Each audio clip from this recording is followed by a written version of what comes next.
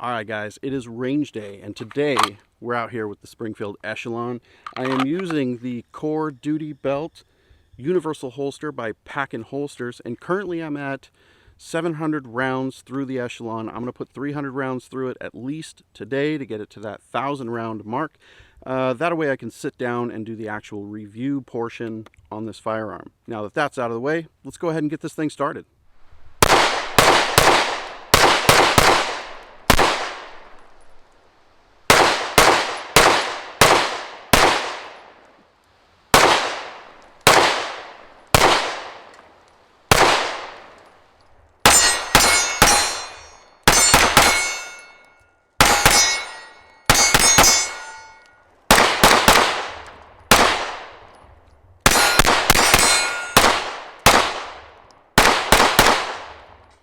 Alright, so I guess some people watched my Springfield Echelon overview video and they felt like I hated the gun, or I wasn't giving it a fair chance, or that I had some sort of personal bias or whatever. I don't know what to tell you. I actually like the Echelon. I said it in that video, I'll say it in this video. It's got some really good stuff going for it, but it's also got some shortcomings and some room for improvement, if you will. This is what I do here at 360 Tactical Solutions. My name is Mike, and I call it like I see it. I try to leave my personal feelings at the door, I test products, and we talk about it. If Springfield, or any other company for that matter, doesn't like my opinion, that's fine. I don't make these videos for them, I make these videos for you. During the range trip that I filmed the opener for this video in, I did reach that 1,000 round mark with the Echelon. Just after that trip, I had another ammo delivery come in, so I went back out and I put another 500 rounds through it. To me, it's important that I get this review right. I really do like the Echelon. At the same time, I do have some concerns, and I hope that these concerns pan out to be nothing or get worked out through aftermarket support over time. Let's start this up with reliability. First things first, I am not buying Blazer ammo anymore. There was a deal, so I bought a bunch. I had some primer issues with that stuff while I was using it with the Hellcat Pro. I had the exact same issues when I started running it through the Echelon. I ended up bringing out a handful of guns to test it out, guns like my Staccato, the M&Ps, and old reliable Baby Eagle. That Baby Eagle gives no F's about what kind of ammo that you feed it. Same issue kept popping up no matter what gun that I was running that Blazer through. Out of 500 rounds, I think I have like 20 failed rounds, all in all, out of like 5 different guns. No more Blazer. I'm just going to stick to ammo that I know that I can trust, and there will be a link down below in case you guys are wondering. Now, once I got past the Blazer fiasco and I removed those couple of issues from my assessment of the Echelon, I pressed forward to that 1,500 round mark. After that couple of boxes of Blazer that went through the Echelon, everything was smooth sailing. I didn't encounter any reliability issues that didn't have to do with that initial batch of ammo. Unless, of course, you count inadvertent mag drops. No, I am not talking about magazine implosion. It seems like the big issue with magazine implosion was while using the 20 round mags, and I've only got the 17s, so that's not something that I've encountered thus far. Now, in my initial assessment of this gun, I said that I was concerned about that ambi mag release. Now, during that initial video, I was 300 rounds into testing, but at the time I hadn't quite found a holster solution yet. We'll talk about holsters later, but I did end up solving the holster dilemma and heading back out to the range. I stand firm on my initial assessment of the mag release design. After several hundred rounds, it still felt like I had, I don't know, like a blister between my trigger finger and my middle finger. I'm not saying it gave me a blister. I'm saying that it felt like there's something between those fingers that just shouldn't be there. I mean, I'm squeezing the grip with these 3 fingers and actuating the trigger with this one, and it really feels odd to have like a foreign object situated between the fingers as you're working the gun. I can't tell if the mag drops are happening while I'm squeezing the gun or if it's during the draw. I'm not 100% sure, but it has happened a handful of times so far. Rather than just dealing with it, I went ahead and I changed out to the Apex single-sided mag release. Nice try with the innovation, Springfield, but some things work and some things just don't. The Apex mag release is slightly extended and it's got a really nice texture to it. You can set it up for either left-handed or right-handed shooting, depending on your personal preference. Once I got the Apex mag release installed, it did take a little bit of a break-in period before it was functioning smoothly. I did get it there though. They're using an Armor Lube coating. Armor Lube is in the family of DLC. DLC, of course, is super durable and you can expect it to last a very long time. In order to break it in, really what I did was I sat on the couch and I just worked it back and forth for, I don't know, 20 or 30 minutes while I was watching some TV. And after that, it's functioned really well. On initial installation, it seemed to want to hang up a little bit, and that's why you have to break it in. Once you get it broken, it should function just fine. Another critique that I had about the Echelon was the trigger, and it's not so much about the performance as it is the shape and general feel of it. On the performance side, it does really well. The take-up isn't overly long. It's got a nice solid wall and break. The reset is actually nice and short.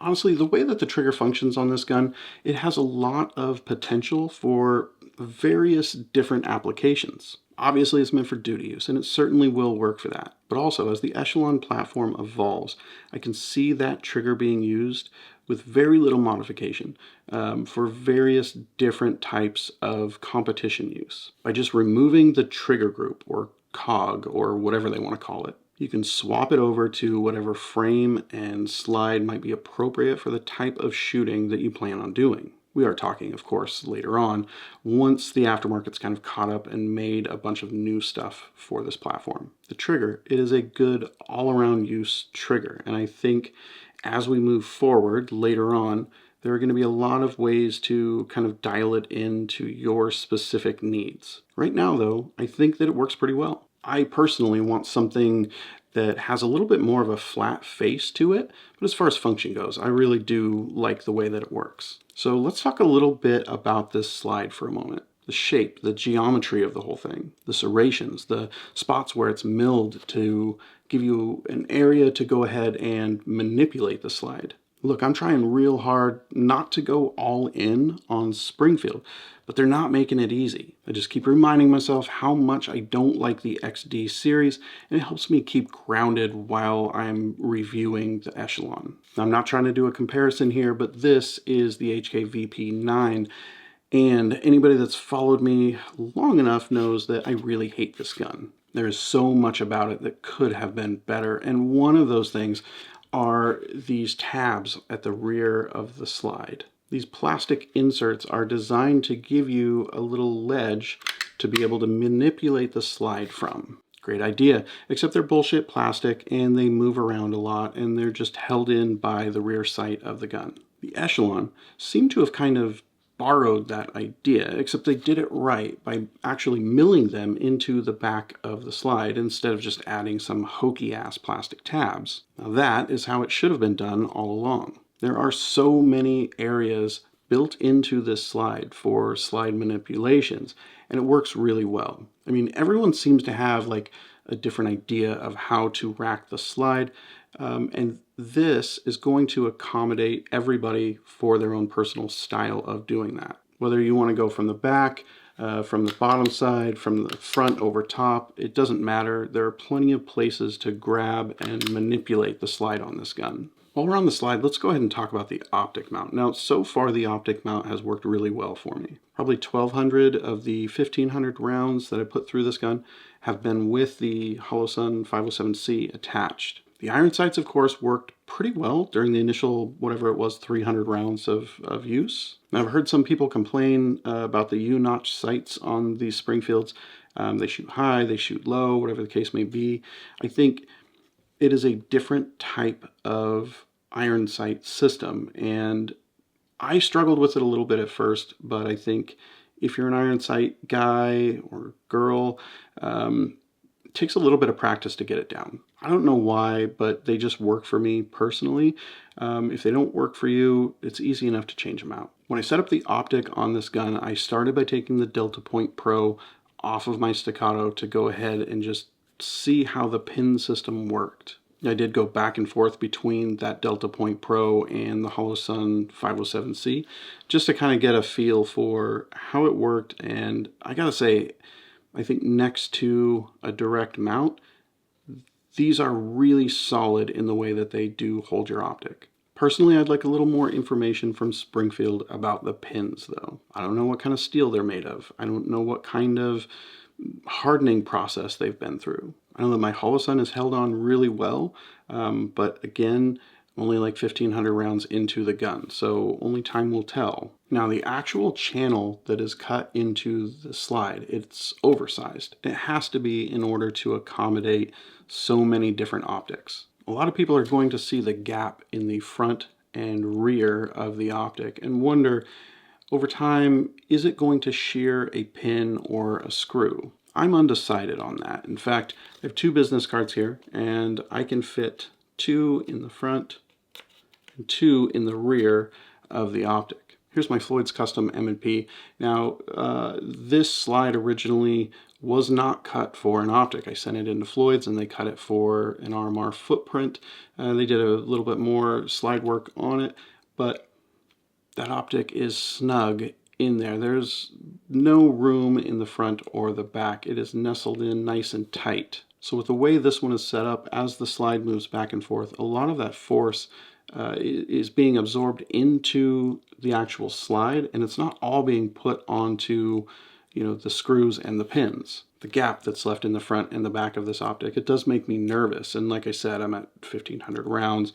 So far, so good. That doesn't mean that it's got my seal of approval. That doesn't mean that it won't fail at all. That just means that so far, so good. Now, if by some chance that changes, you better believe there will be an update video. As far as accuracy goes, so far it has been spot on. That new optic mounting system, it had me wondering if I was going to be chasing my zero under heavy use, but so far I'm happy to say that has not been the case. For me, the 507C has proven itself over time on various other guns, so that's not an issue. As far as the Echelon side of things, it has performed exactly as I would expect under various realistic distances. I set an initial zero on the optic at 25 yards. The gun's definitely proven to be more accurate than I can be. What I mean by that is that the gun is spot on. The grip, though, I'm really finding more and more that I don't like that adaptive grip. In areas like this takedown lever, the adaptive grip does pretty well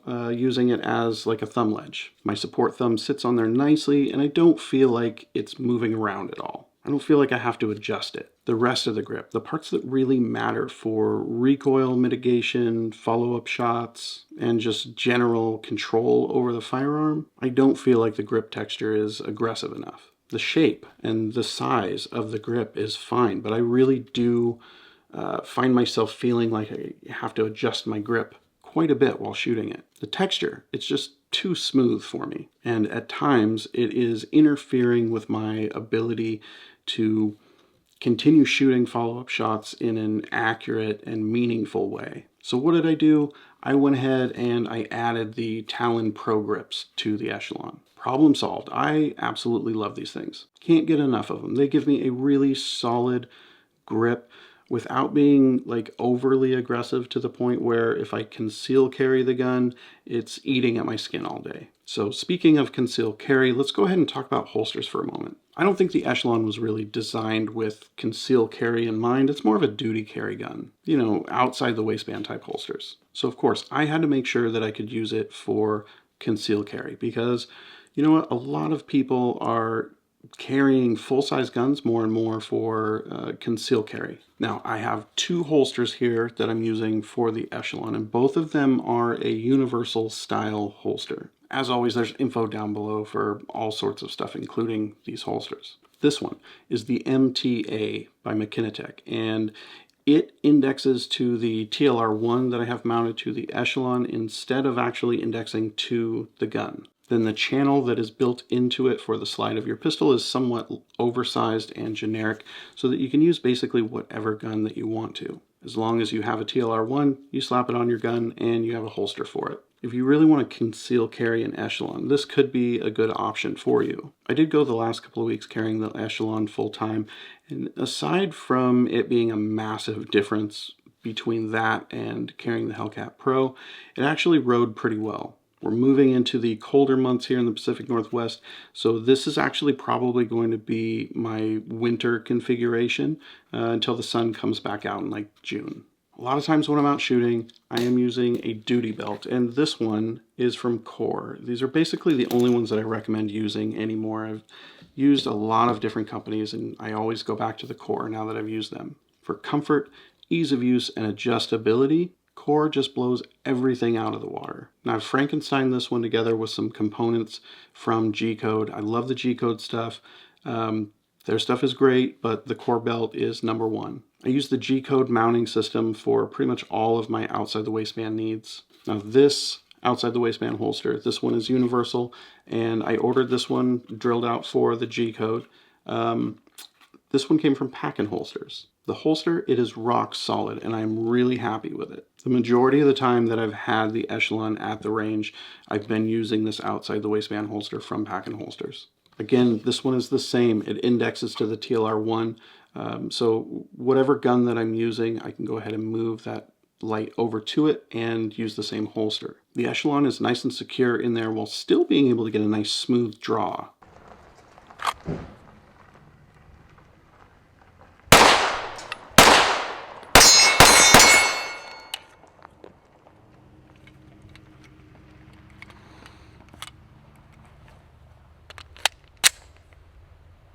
Ooh.